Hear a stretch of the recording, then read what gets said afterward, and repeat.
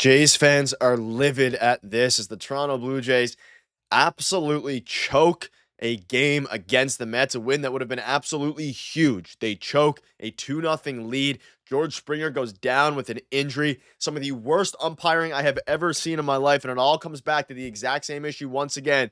The bullpen and John Schneider's managerial decisions. We're going to break it all down on this episode, but before we get into it, if you're part of the percentage who aren't subscribed to the channel, make sure to hit that subscribe button. I know the Jays are very disappointing over the past couple of games, specifically this game tonight. But if you're enjoying the daily content, make sure to hit the subscribe button. Ladies and gentlemen, the Jays, horrible loss, the biggest heartbreaker of the year thus far. Of course, it's very early in the season. The Jays are now 5-4, still a fine record. They're still in a fine spot, but man, oh man, an absolute gut punch, just a complete gut punch. The offense is absolutely atrocious. Horrible game. Now we're gonna dive into it all. It was a crazy game. Now, coming into of course, the 8th inning, we saw a bunch of different things. I'll show you the clip of the George Springer hit in a minute. But man, oh man, was the umpiring bad? Yes. Was the coaching decisions bad? Yes. A ton of different things that make no sense. But let's start with the box score. Bichette had a fantastic game. He went 3 for 5. Vladdy had an okay game. He went 2 for 5. One of those 2 hits was an infield single when he needed to do damage. Jimenez struck out really badly on Edwin Diaz. Springer goes down with an injury. Kirk looks really bad. It is the most. Again, I'm not going to sit here and be all negative. The team, Chris Bassett looked absolutely fantastic, right? We'll dive into that later. But this was a game you needed to win. We're obviously only 9 games now into the season. The Jays are 5-4. They play tomorrow. This is baseball. Games like this are going to happen. But when you have a 2-0 lead heading into the 8th inning, you got to win those games. Now, Chris Bassett, an unbelievable game. 6 2/3, 4 hits, 9 Ks. Jimmy Garcia comes out and does shut down, but he doesn't look great. So, again, the Jays now are heading into that 8th inning. Jimmy Garcia only had to get 1 batter out, right? And he had to get 2 batters out because, of course, he gave up a hit. But you're looking at it, and John Schneider has a bunch of options here going into the 8th inning. You can either put Jimmy Garcia back in. You could put Jeff Hoffman in because the top of the order is coming up, and he decides to go with Brendan Little, which is very questionable in its own right. And they didn't put Jimmy Garcia back in the game, which makes no sense at all. Either put Garcia in or put Jeff Hoffman in. The fact that we're not using our best closer or our best reliever, regardless if he's closer or not, against the Mets' best part of the order it means we're stuck in the early baseball universe. We got to use. I am beyond frustrated. See this here, Wino Hoffman for the last out of the 8th, or let him start the 9th clean. This is another thing. In the 9th inning, when they got walked off, they should have used Jeff Hoffman to start the inning instead of keeping Nick Sandlin in. A bunch of things. Now, I'm going to take it one step at a time.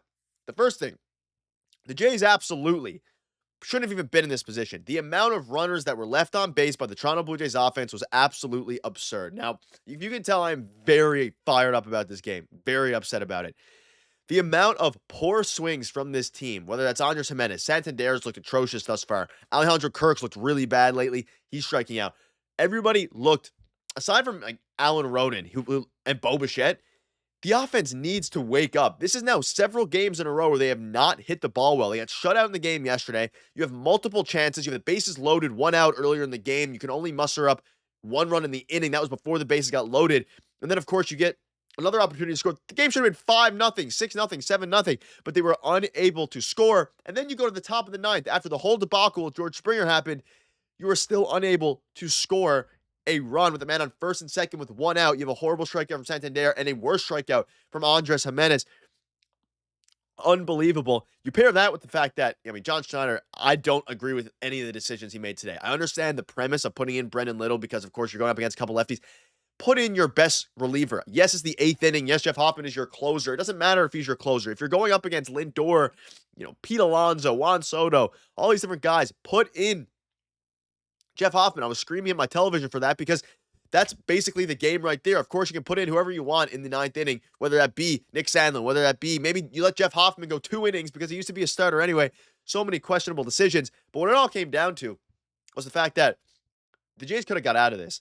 And then we had this debacle, which I don't even know what this is. It was, the ball was crushed. George Springer runs into the wall. It should have been caught.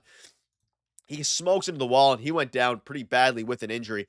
It would have been a tough play, but his read off the ball was not very good. He also almost cost the Jays a run earlier on in the game by not, conceding a single and turning it into a triple. This game was filled with a bunch of crazy things. Now, as it pertains to George Springer, you can see this series being 10-2 on the field after crashing into the right field wall, chasing down what will become Jesse Winker's game-time 2-run triple. And that was the triple that, off of Brendan Little, a sinker or slider, down the middle, gets crushed with 2 outs. Could have got caught. That wins the game if it gets caught. Basically, assuming Jeff Hoffman can close the ninth. George Springer's walking off the field with the help of trainer José Berríos and manager Schneider. Nathan Lucas takes over in right field. Hopefully, he's okay. We'll have an update on that probably tomorrow, either before the game or after the game. He might miss tomorrow's game now, and he is your hottest hitter right now in the whole lineup. A disastrous game on multiple fronts, right? I mean, the managerial decisions, I don't like having Brendan Little out there. I would have liked to keep Garcia in there. I will admit Garcia didn't look fantastic in his, third of an inning. He was throwing 94, but regardless, you trust Jimmy Garcia, one of the more dominant relievers in baseball. I understand the premise of going with the lefty, but you put in your best reliever up there. Going in the ninth inning, put yourself, obviously the Jays don't get a run on the top of the ninth. Put yourself in a position to go to extra innings. Put Jeff Hoffman in for the ninth inning. That is exactly what the Mets did. The Mets put Edwin Diaz in for the top of the ninth, and he, albeit it was a little bit wild, got the job done. Like, it didn't make any sense for me. But at the end of the day, the bigger problem here was the offense not getting rolling. They couldn't score with runners on. It reminded me of 2023, 2024. They could not get it done. And I bring this up for a very specific reason. We know Eric Swanson's throwing his first bullpen since his cortisone shot, all these different things. We'll have an update on that, full update tomorrow. We need Eric Swanson back. This bullpen looks absolutely disastrous. Aside from Jimmy Garcia and Jeff Hoffman, you really are in tough. Nick Sandlin's looked pretty good in his brief stint, but even today he didn't look very good. You need another guy who can get hitters out, who can strike out batters, all these different things. You see this here from Keegan Matheson. Chris Bassett did everything he could, but the offense didn't do enough. The bullpen coughed it up late. What could have been a great win to jump to 6-3 now leaves them at 5-4.